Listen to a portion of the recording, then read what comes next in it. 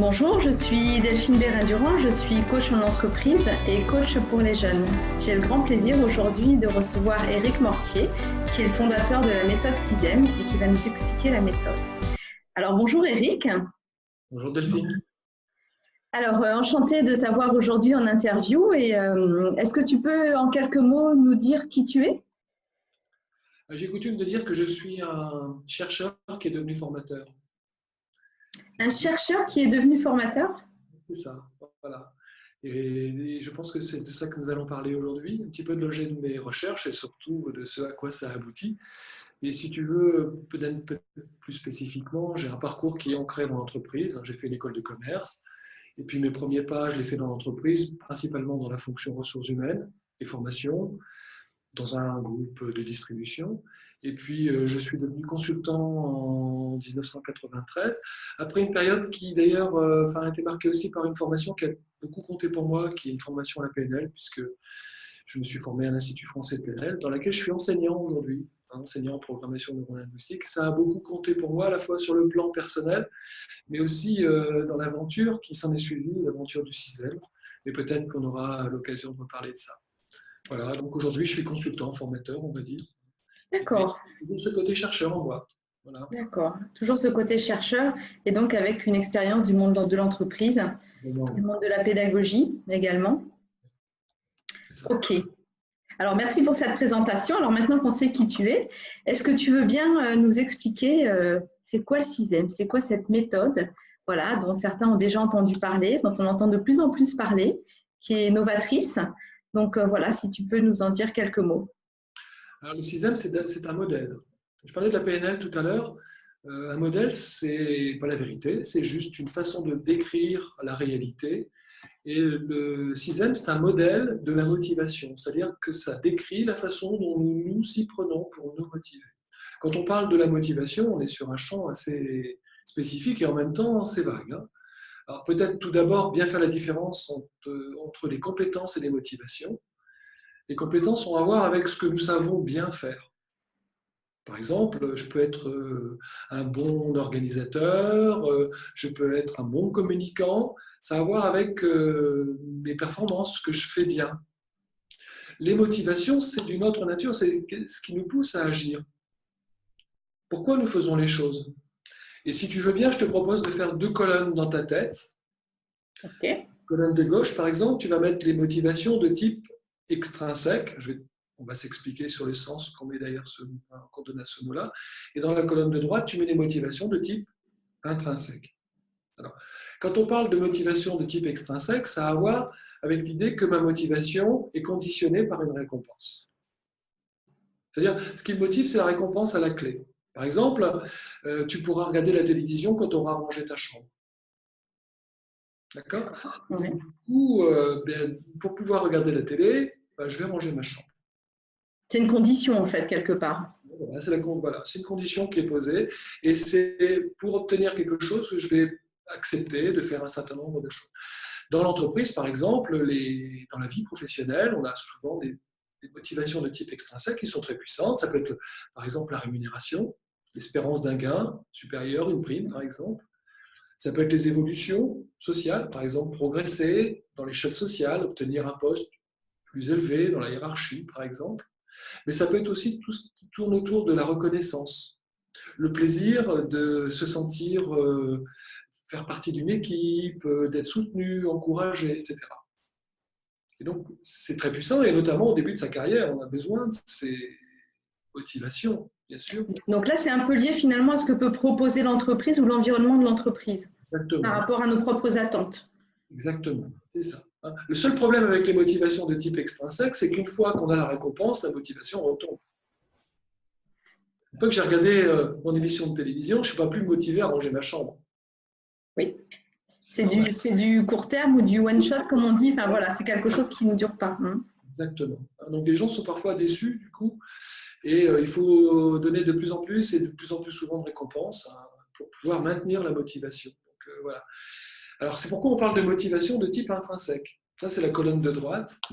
Et donc les motivations de type intrinsèque, ça a à voir avec le fait que l'activité en soi est motivante. Ah bah oui, alors ranger, j'adore ça, ranger ma chambre, c'est un vrai plaisir. Ah, ça change tout.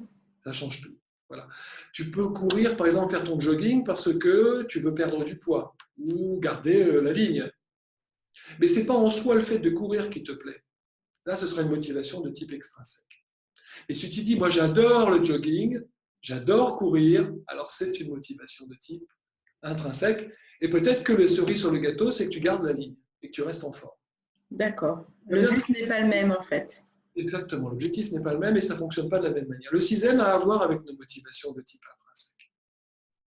Ça explore cette partie-là, c'est-à-dire comment nous nous y prenons pour nous motiver au fond de nous-mêmes. Quels sont les ressorts de notre motivation? Alors, là-dedans, on va mettre deux choses, mais je vais passer vite là-dessus. On pourra dire que dans une motivation de type intrinsèque, il y a tout ce qui a à voir avec le sens, c'est-à-dire quel sens je donne à ce que je fais. Est-ce que j'attache de l'importance à ce que je fais? Il y a des choses, je ne vois pas très bien à quoi ça sert, ou finalement je pense que ce n'est pas très utile, ça n'a pas beaucoup d'importance. Ça ne m'incite pas à m'impliquer, à m'engager. Mais on peut donner beaucoup de sens à quelque chose sans pour autant s'engager durablement. Il y a une deuxième composante qui est très importante, c'est aussi le plaisir. C'est est-ce que je prends du plaisir à ce que je fais? Et à chaque fois qu'on a à la fois du plaisir et du sens, alors on va considérer qu'on alimente un moteur. D'accord. Un moteur, c'est une source de plaisir et de sens. Et le sixième est un modèle qui nous indique quelles sont les principales sources de plaisir et de sens. Et donc l'idée, c'est que chacun puisse découvrir ses propres moteurs, ses principales sources de plaisir et de sens. Et le sixième, c'est à ça que ça sert. Enfin, c'est ça le sixième. C'est un modèle de la motivation qui permet aux gens d'identifier leurs principaux moteurs. Alors, si je comprends bien, quand on a identifié ces principaux moteurs et donc du coup qu'on a identifié cette motivation qui va être plus puissante en fait que la première dont on a parlé par rapport aux facteurs extrinsèques, donc c'est quelque chose qui va permettre de se sentir mieux dans les activités que l'on fait et peut-être d'aller rechercher ces activités dans lesquelles on se sent bien une fois qu'on les a identifiées, parce que quand on ne les connaît pas, finalement, on ne peut pas forcément aller les mettre en œuvre. Ben oui. Alors, on le fait spontanément dans les loisirs, par exemple. C'est rare de pratiquer des loisirs dans lesquels on n'a pas de plaisir, évidemment. Et ça, c'est assez facile. Là où ça devient plus intéressant ou plus utile, c'est dans le champ, notamment, du travail. C'est-à-dire comment être sûr, par exemple, que le travail, que le métier que je choisis, que l'activité que je pratique va être épanouissante pour moi, va être une source de plaisir, ça va être stimulant. Autrement dit, je vais aller au travail ou je vais m'engager dans mes études avec de l'appétence, avec de l'envie. Et non pas uniquement pour obtenir un diplôme ou pour obtenir ou avoir une rémunération. Bien sûr, c'est très important. Mais est-ce que je vais avoir du plaisir? Est-ce que je vais m'épanouir dans ce que je fais? Et c'est là que le sixième prend sa place. Donc on voit bien dans le champ du travail notamment et des études.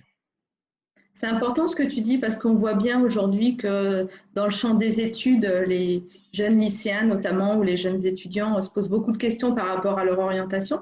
Donc ça peut être un moyen de trouver des réponses, des points de repère en fait, pour mieux s'orienter. Et puis de la même façon, dans le champ professionnel, il y a de plus en plus de personnes qui, on va dire un peu à la mi-carrière, se posent des questions en se demandant s'ils ont encore envie de continuer ce qu'ils font aujourd'hui, en se posant beaucoup de questions. Finalement, est-ce que je me sens à ma place ou pas? Et ça veut dire qu'il peut y avoir aussi des réponses pour ces personnes-là à ce moment-là? C'est exactement ça. À la fois quand on démarre dans sa vie au travail, même avant d'ailleurs, hein, pour le choix des études par exemple, et d'une filière professionnelle ensuite, plusieurs filières, parce qu'aujourd'hui on sait bien que le paysage professionnel et des métiers évoluent en permanence. C'est très difficile pour un jeune aujourd'hui de savoir quel métier il pratiquera demain, parce que les métiers se réinventent en permanence. Et donc, du coup, se baser uniquement sur les compétences, c'est très hasardeux, en fait. Donc, si on connaît au moins ce qui nous fait vibrer et ce qui nous apporte du plaisir, on peut vérifier dans l'offre des métiers déjà si on peut trouver ça. Donc, c'est vrai pour les jeunes, mais c'est vrai aussi quand on est plus avancé dans sa carrière. En particulier, j'ai beaucoup de clients, enfin, beaucoup de conseillers sixième qui travaillent avec des personnes en milieu de carrière. Parce que ces personnes-là ont souvent beaucoup investi sur des motivations de type extrinsèque, sont très compétentes dans un domaine, mais finalement on s'aperçoit qu'elles ne sont pas forcément heureuses dans ce qu'elles font, ou en tout cas n'ont pas envie de se reprojeter une vingtaine d'années dans le même métier ou dans le même type d'activité, qui sont à la recherche d'autres sources de motivation. Celles qui viennent du dedans, les motivations du dedans, motivations intrinsèques. Elles sont essentielles finalement, ces motivations intrinsèques. Est-ce que tu sais qu'une étude est parue il y a 2-3 ans, je crois, Je crois que c'était une étude Boson Project en liaison avec BNP Paribas, qui faisait apparaître les attentes des jeunes vis-à-vis du travail. Et il y avait 4 attentes principales. Alors, je ne sais plus dans quel ordre c'était, mais il y avait l'argent, il y avait l'amusement, il y avait l'épanouissement, il y avait un engagement éthique. Intéressant. Ben oui. Et je peux te dire que si on m'avait posé la question quand j'avais 15 ans, c'est sûr que je n'aurais pas répondu ça. Ça veut dire que le monde a changé, que les gens ont changé, que leurs attentes sont différentes. Oui, il y a une évolution en fait. Effectivement, les conditions attendues sont plus les mêmes que les conditions qui étaient attendues il y a quelques années. Voilà. Auparavant, le travail peut-être était une fin en soi. Maintenant, les gens ont des attentes différentes par rapport au travail. Et donc, du coup, s'interroger sur quelles sont mes attentes et comment savoir que je vais trouver ce dont j'ai besoin pour m'épanouir, je pense que c'est très important. Malheureusement, on n'apprend pas toujours ça à l'école. Oui, oui. C'est pour ça qu'on est là. Alors, on a bien compris ce qu'étaient les différentes motivations, finalement à qui ça s'adresse, donc aux jeunes et aux moins jeunes, à toute personne qui s'interroge en fait sur sa place dans le monde professionnel ou dans le monde des études. Alors, de façon générale, est-ce que tu pourrais nous dire en quelques mots quels sont les bénéfices de cette méthode, du CISEM en fait? Alors, il y a à la fois des bénéfices qui sont liés à la méthode elle-même, parce que quand on réfléchit un peu à ces moteurs, ou en tout cas quand on identifie ces principaux moteurs, c'est agréable, c'est amusant même, parce qu'on va aller chercher ça dans des expériences qui sont des expériences stimulantes. Et donc du coup, il y a un côté un peu cool, on va dire, hein, si on emploie un langage que les jeunes utilisent.